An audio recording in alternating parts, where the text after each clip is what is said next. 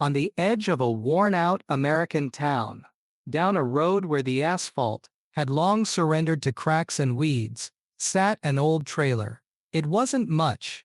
The roof leaked when it rained, the windows fogged up in the winter, and the front door creaked like it was always on the verge of breaking.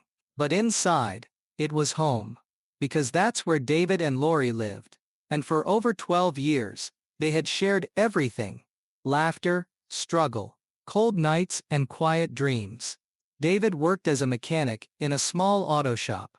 Grease-stained hands, faded jeans, and a beat-up toolbox.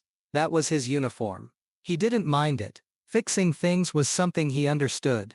Lori, on the other hand, spent her days behind a cash register at the local supermarket, smiling politely to customers, scanning groceries for minimum wage, and occasionally covering shifts in the deli section. They both worked long hours, but always found their way back to the trailer before the sun disappeared. Every Friday, they had a tradition: one large pizza, an old DVD from their modest collection, and the warmth of each other's company. Lori laughed easily, even if they'd watched the same movie a dozen times before. David thought her laugh was the best sound in the world. Nothing fancy, nothing grand, just the kind of joy that made a man feel like he already had everything he needed. They didn't have kids, though sometimes they talked about it. More often, they talked about the future: buying a small house, maybe starting a little repair shop for David, and growing flowers in the backyard for Lori. These weren't pipe dreams. They were quiet goals. They knew it would take time. Every extra dollar David earned went into a coffee tin he kept tucked away in a kitchen cabinet. A house fund, he called it. A someday jar. When their fridge broke one summer, Lori spent the entire night calculating how they'd make it to payday. They rarely fought, but when they did, they always made up before falling asleep. Resentment didn't last long in that tiny home.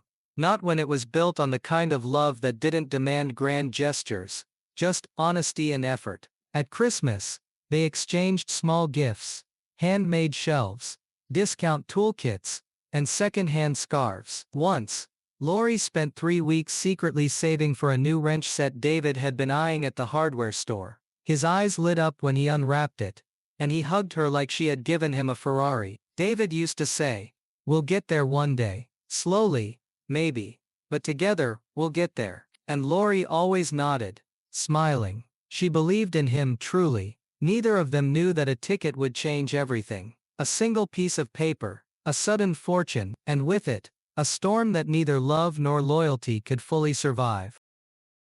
It was a gray Tuesday morning. Rain tapped against the trailer's thin roof like fingers drumming out a warning. Lori was on her way home from the night shift, hair messy, jacket soaked, when she stopped at a gas station for a coffee. On a whim, she grabbed a lottery ticket. Just one. The cashier joked, "Maybe you'll be the lucky one." Lori rolled her eyes, smiled faintly, and tossed it into her purse. She forgot about it for 3 days. On Friday evening, David was making grilled cheese sandwiches when he saw the winning numbers flash on the old TV. He called Lori over. "Hey, didn't you get a ticket this week?" She rummaged through her purse, laughing. "Please, if I had the winning numbers, we wouldn't be eating processed cheese right now." But as they checked the ticket, silence fell. One number matched, then another, then another. Lori's hands began to shake. David grabbed the ticket. They double-checked, then triple-checked. The numbers were real. The jackpot. $10 million. 10 million. There was no jumping or screaming, just stunned disbelief. Lori sat down on the floor, whispering, "Is this real?" David nodded, eyes wide. Their lives had just changed forever. And yet, in that moment, neither of them knew how much, or in what ways. The next few days were a blur. Legal paperwork, reporters, old acquaintances suddenly calling. They agreed to take the lump sum. After taxes, it was still more than enough to turn their dreams into reality. But something started shifting almost immediately. Lori took the lead on managing the money. She insisted on hiring a financial advisor and a lawyer. David, Still working at the garage out of habit. Said he wanted to be cautious. Maybe buy a small house and invest the rest. But Lori was already thinking bigger. New cars. A condo in the city. Maybe even a little fame. We're rich now, she said. We don't have to live small anymore. David noticed the changes. Lori quit her job the same week and started spending. Clothes. Spa treatments. Designer bags. Her social media exploded with posts showing off her new life. She went out more, met new people, got invited to charity galas and cocktail parties. David was proud, but also uneasy. She was changing, or maybe revealing parts of herself he hadn't seen before. He tried to keep them grounded.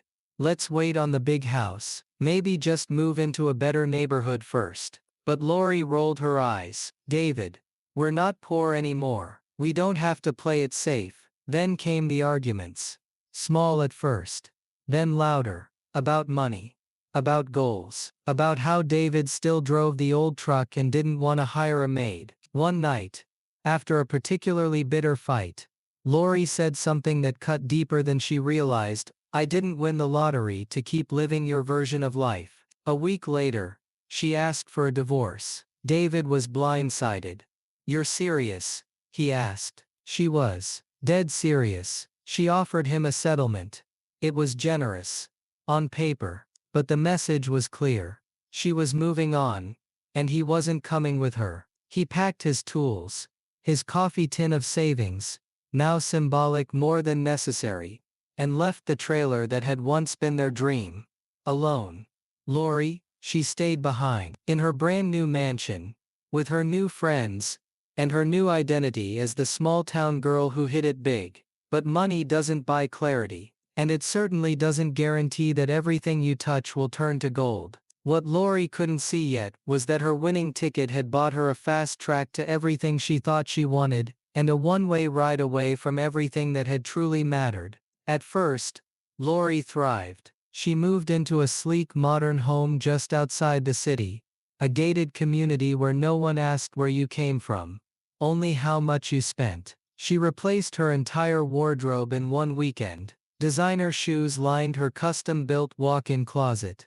Her garage housed 3 luxury cars, none of which she knew how to drive particularly well, but all of which she posted online with captions like when you work hard you deserve the best. The truth was, she hadn't worked for it, but she'd convinced herself she deserved it anyway. She started hosting parties, flashy, glittering, expensive nights full of strangers who smiled wide and drank deep. People called her the lucky one, the jackpot queen. The one who made it. She hired a personal trainer, got cosmetic treatments, bleached her hair. She reinvented herself. David became a ghost in her story. If anyone asked about him, she shrugged. We weren't aligned anymore. She never mentioned the trailer, or the pizza nights, or the man who once built her a kitchen shelf by hand, because they couldn't afford the store-bought kind. Money came easy now, and it left even easier. Lori invested in businesses she didn't understand. A boutique that never opened.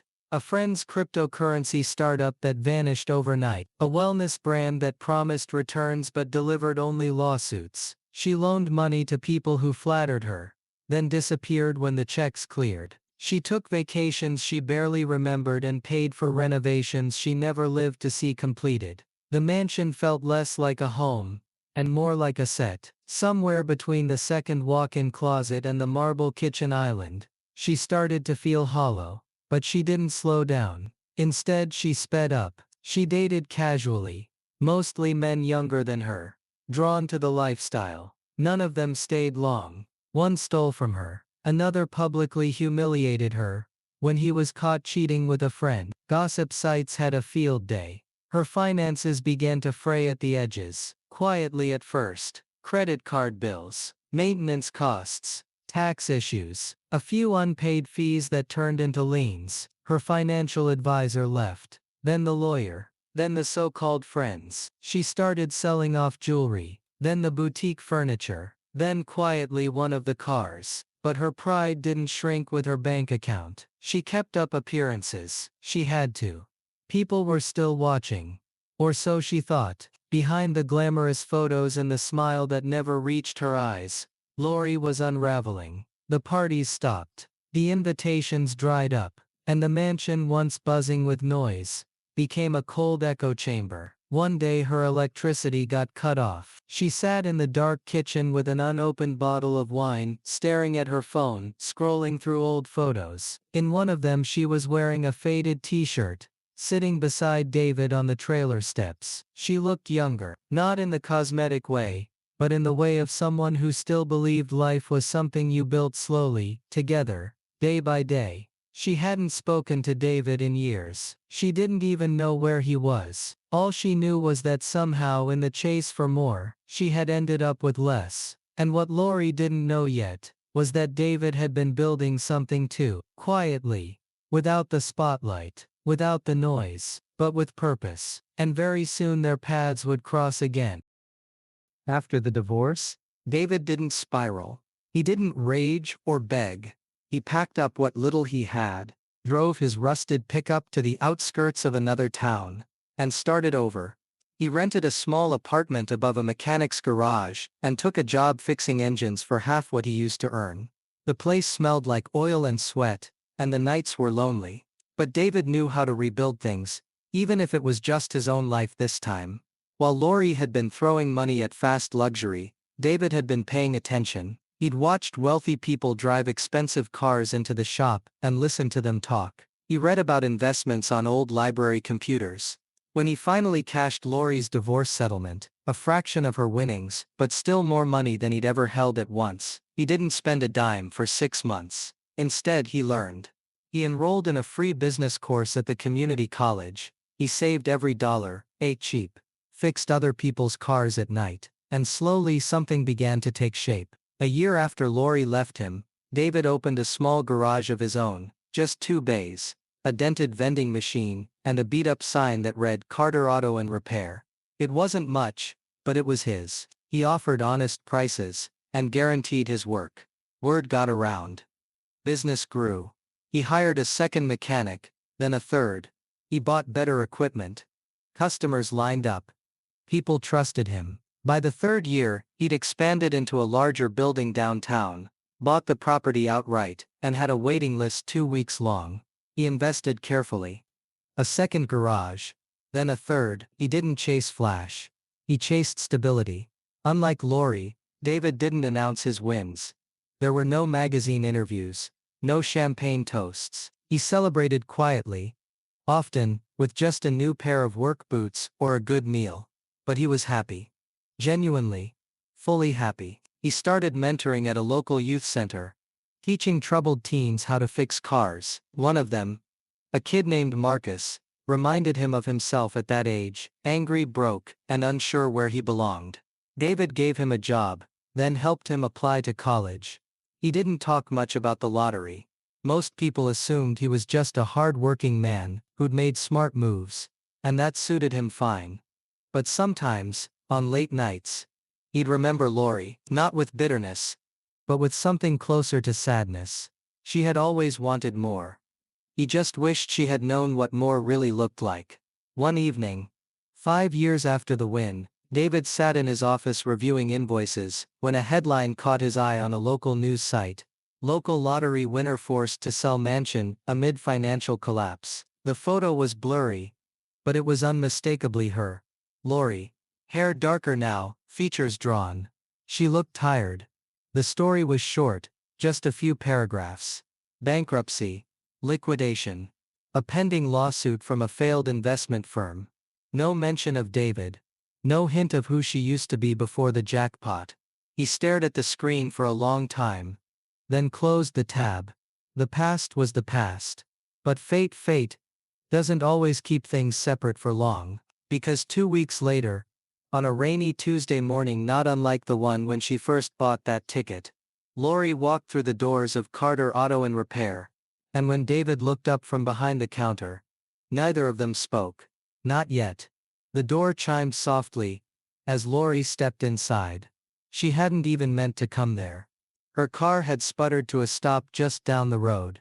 An old second-hand sedan she could barely afford, and she'd seen the garage sign from the corner of her eye.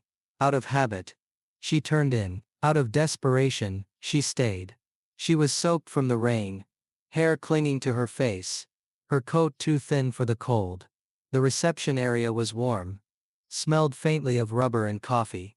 She hugged herself tightly, unsure whether to speak or turn around and run. And then she saw him. David stood behind the counter, flipping through a clipboard, older now. A few more creases around the eyes. His hair dusted with gray. But unmistakably him. He looked up casually, then stopped. Their eyes met. Lori froze. A dozen things rushed into her throat. Apologies, explanations, lies, confessions. But nothing came out. David didn't say anything either. Not at first, just looked at her the way someone looks at a painting they used to love, now weathered by time and memory. Finally, he broke the silence. Lori, she swallowed. Hi. It sounded ridiculous. Weak, but it was all she had. He didn't ask what she was doing there. Didn't mention the last 5 years. The divorce. The money. He just nodded toward the counter, and said, "Your car's outside." She hesitated. It died at the light. "I think it's the engine." David handed the clipboard to a younger mechanic behind him. "Grab the tow cart," he said, without looking back. "Bring in the sedan at the corner." Lori stood there, arms folded, drenched in both rain and shame. He motioned to the worn bench by the wall. "You can wait there." She sat down quietly, watching him move.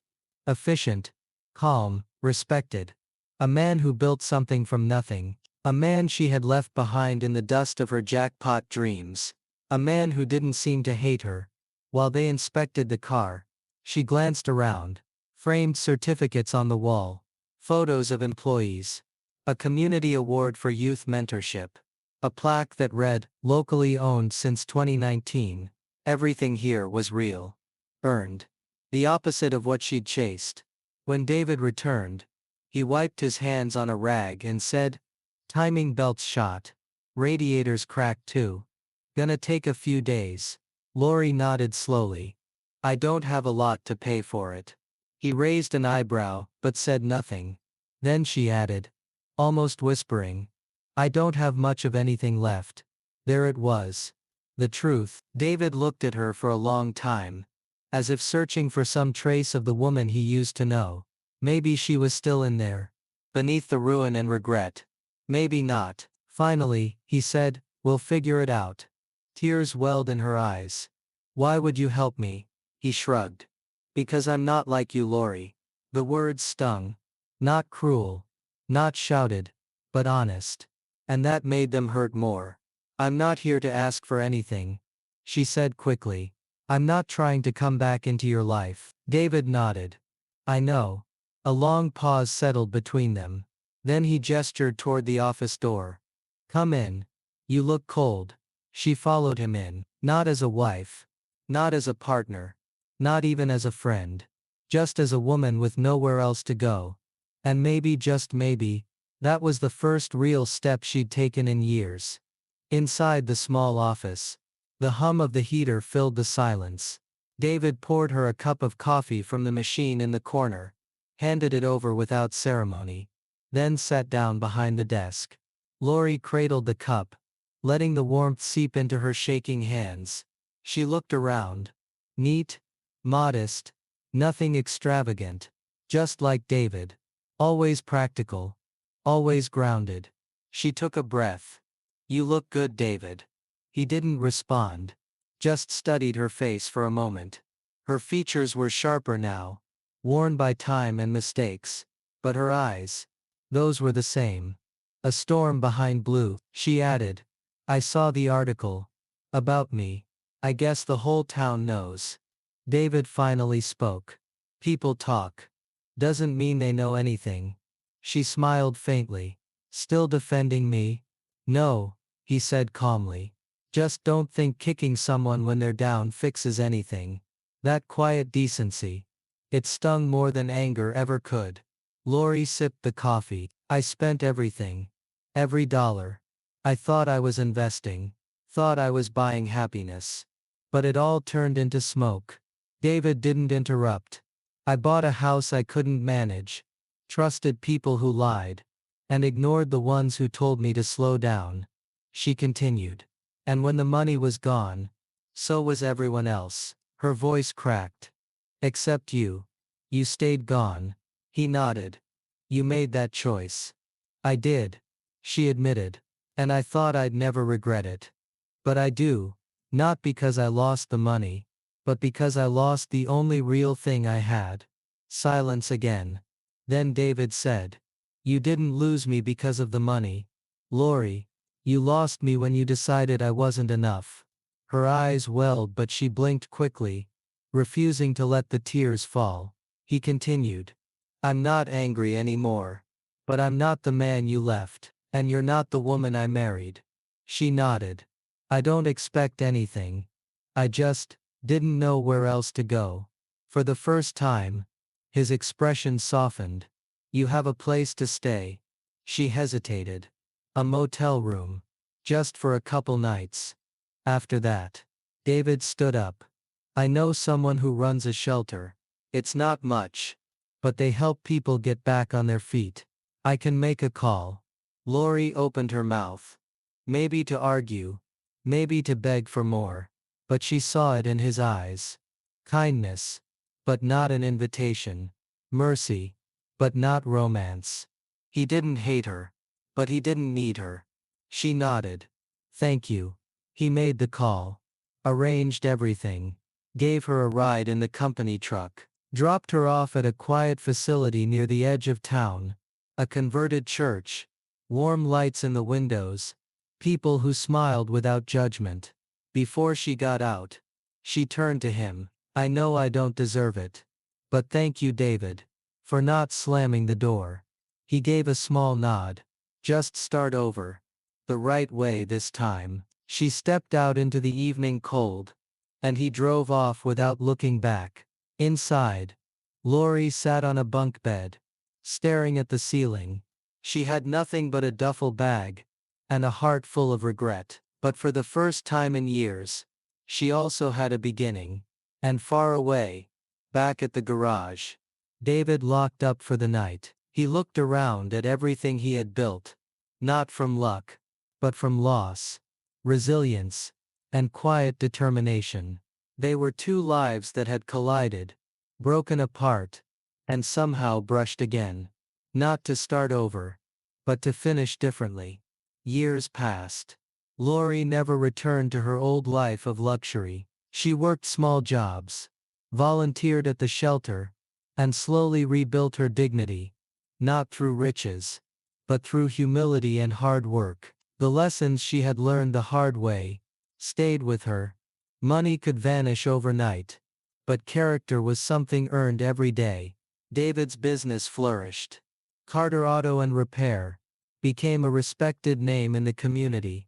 He expanded into a small chain of garages, and even started a scholarship fund for underprivileged youth to learn skilled trades. His success was quiet, earned in grease-stained hands and long nights, not in headlines or flashy cars. Sometimes when the garage was empty, and the town was quiet, David thought about Lori, not with anger, but with a bittersweet understanding. They had been two souls caught in different storms. One chasing dreams that faded like smoke, the other building something real from the ashes. Their story wasn't about who won or lost the lottery. It was about choices. About what happens when fortune changes everything. And how some people let it slip away, while others use it as a chance to grow. In the end, it wasn't the money that defined their lives, but what they did after it was gone. And that made all the difference.